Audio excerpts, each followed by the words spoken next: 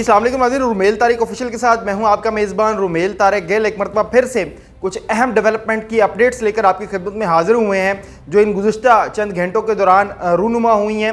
ऐसा कौन सा इनकलाब है जिसकी पेशन गोइयाँ की जा रही हैं और क्या कोई रेड लाइन क्रॉस हो रही है, और अगर हो रही है तो वो कौन सी रेड लाइन क्रॉस हो रही है, उसके हवाले से भी आपको आगाह करूँगा। और इसी के साथ साथ इस्तीफ़ों की बारिश का एक सिलसिला जारी और सारी है जो बज़ाहिर नज़र आ रहा है। इस हवाले से भी तमाम मुहर्रकात आपके सामने खोल कर पेश करेंगे। और इसके साथ साथ तूफ़ानी रात के बाद भौचाल भरा दिन शुरू हो चुका है और आज के इस दिन की बड़ी अहमियत का हामिल है, तो इस हवाले से भी तमाम तर तफसीलात आपके साथ शेयर करेंगे। आपने वीडियो को आखिर तक देखना है और अगर आपको वीडियो पसंद आए तो आपने इसको लाइक, शेयर और कमेंट भी करना है। तो नाज़रीन, वीडियो का आगाज़ करते हैं। जैसा कि आप जानते हैं कि 27वीं आईनी तरमीम मंजूर हो चुकी है 2/3 अक्सरियत के साथ, मगर इसकी मंजूरी के बाद अभी भी कुछ हलकों में हलचल सी मची हुई है। ऐसा लग रहा है जैसे भौचाल का मंजर हो, कोई इनकलाब बरपा हुआ हो, एकदम से जैसे कहते हैं ना अप्स एंड डाउन्स और थरथली मच जाना, वो मंजर नज़र आ रहा है। कुछ ऐसी ही खबरें हमें मसूल हो रही हैं कल इस्लामाबाद से, जहां पर इस्लामाबाद हाई कोर्ट में कुछ हलचल मची रही। तो इस्लामाबाद हाई कोर्ट में हलचल क्या थी कि चीफ जस्टिस सरफराज डोगर रात गए तक हाई कोर्ट में मौजूद थे और महज सिर्फ सरफराज डोगर चीफ जस्टिस साहब ही मौजूद नहीं थे, बल्कि आला जो एडमिनिस्ट्रेशन के अमूर को देखते हैं दीगर लोग भी उनके हमरा वहां मौजूद थे। इसके साथ साथ आईजी इस्लामाबाद और चीफ कमिश्नर भी हाई कोर्ट तशरीफ लाए और एक मीटिंग कंडक्ट हुई रात गए चीफ जस्टिस सरफराज डोगर साहब की सरबराही के अंदर। ऑब्वियसली कोई ना कोई इंस्ट्रक्शंस दी गई होंगी क्योंकि तकर्रियों और तबादलों का सिलसिला अब 27वीं आईनी तरमीम के फिल फौर बाद शुरू हो चुका है, तो ऑब्वियसली उसी के तनाजर में एक बड़ी हलचल हाई कोर्ट के अंदर देखी गई है। अब माइट भी पॉसिबिलिटी है कि शायद कोई बड़ी हलचल होने वाली है। आईजी इस्लामाबाद और चीफ कमिश्नर साहब ने चीफ जस्टिस सरफराज डोगर साहब से मुलाकात की और इसके फिलफौर बाद वो वापस तशरीफ ले गए। मुमकिना तौर पर दीगर जगहों पे ट्वीट्स भी आ रही हैं और दीगर सहाफ़ी हजरात भी एक्टिव हैं और रात से ये खबरें बाज़गश्त में हैं कि हाई कोर्ट इस्लामाबाद में बड़ी हलचल देखने में आ रही है। अब ऑब्वियसली वो हलचल जो मुमकिना तौर पर सामने आ रही है कि शायद कोई हलफ बर्दारी की तकरीब हो सकती है, जिसके लिए आईजी इस्लामाबाद और चीफ कमिश्नर साहब ने सरफराज डोगर साहब से मीटिंग की है और मुमकिना तौर पर कोई इंतजामात का जायजा लिया जा रहा होगा कोई हल्फ बर्दारी की तकरीब के लिए। अब आज का दिन इस बात को यहाँ करेगा कि क्या ये वाकई ही खबर दुरुस्त है। और मुमकिना तौर पर जिस तरह से 27वीं आईनी तरमीम के बाद बताया जा रहा था कि तकर्रियाँ और तबादले में हलचल फील होगी, तो वो मेरे ख्याल में इम्प्लीमेंट अमेंडमेंट पास होने के फिल फौर बाद हाई कोर्ट में ऐसी हलचल होना इस बात का इंदिया दे रही है कि 27वीं आईनी तरमीम के ऊपर इम्प्लीमेंट होना शुरू हो चुका है। इसी के साथ साथ एक बड़े हमारे दोस्त हैं हसनात मलिक, जिन्होंने ट्वीट किया कि something big is expected tomorrow. आज सुबह के लिए उन्होंने कुछ बड़ा होने का इंदिया दिया है और मेरे ख्याल में कुछ हल्फ बर्दारी की तकरीबात ही हो सकती हैं, जिस हवाले से मैंने आपको गुज़िश्ता अभी बताया भी था।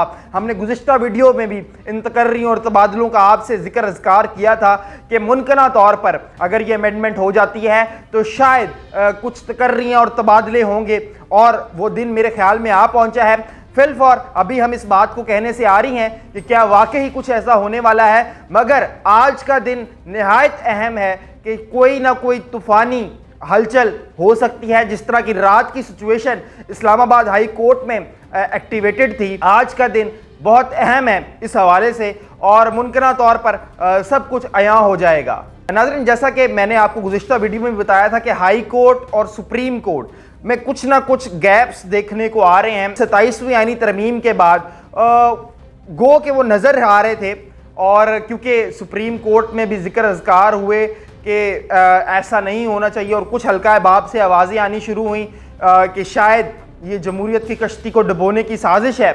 मगर खुश आइम बात यह है कि इस अमेंडमेंट के पास होने के फिल फौर बाद इस पर अब जो नज़र आ रहा है कल रात के सारे सिनेरियो को देखने के बाद कि शायद इम्प्लीमेंट होना शुरू हो गया है।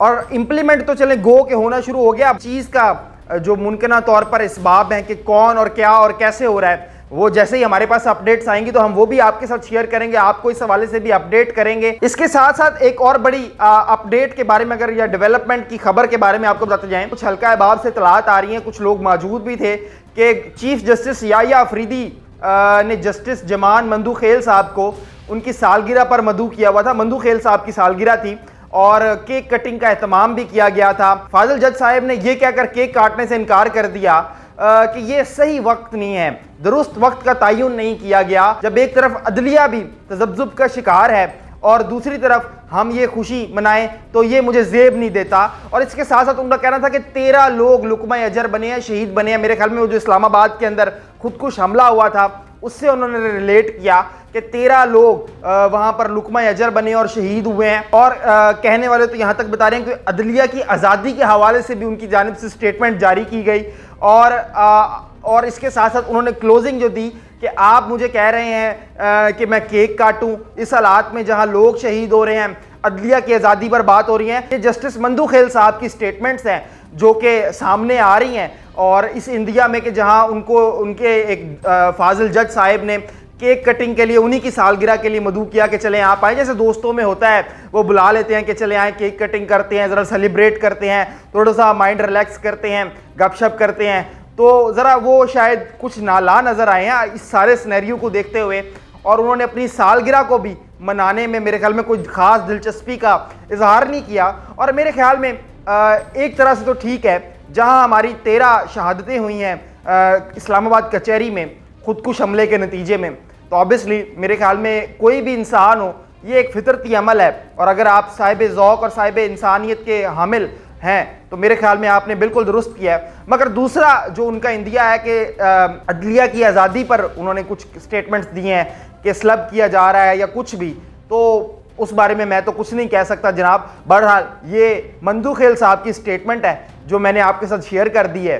नाज़रीन, इस सारे सिनेरियो को देखते हुए जहां पहले सुप्रीम कोर्ट से भी बाज़ गश्त आई, फिर हाई कोर्ट में अब रात को हलचल मच जाना और इस तरह से तूफ़ान या इनकलाब की पेशन गोइयाँ शुरू हो जानी इस 27वीं तरमीम को लेकर, मेरे ख्याल में इस तरफ बाज़ार को सरगर्म कर देना या ले जाना कि शायद पता नहीं क्या हो गया है, किस तरह से हो गया है, ये सरासर कुछ लोग एक प्रोपोगेंडा खेल रहे हैं। और सबसे बड़ी अहम बात यह है कि 27वीं यानी तरमीम के फिल फौर बाद जैसे ही 2/3 अक्सरियत के साथ मंजूर हुई है, इसके फिल फौर बाद खड़ाक होने शुरू हो गए हैं, इम्प्लीमेंट होना शुरू हो गया है। हाई कोर्ट की कल रात की हलचल इस बात की मेरे ख्याल में खुल्लम खुल्ला ये बात आपको अयां कर रही है कि इम्प्लीमेंट होना शुरू हो गया है। तो जो लोग इस बात का भी इंदिया, कुछ लोग, कुछ सियासी पार्टियां या कुछ अपोजिशन लीडर्स इस बात का इंदिया दे रहे थे कि जी हम इसको रिवर्स करेंगे या हम अपने एहतजाज रिकॉर्ड कराएंगे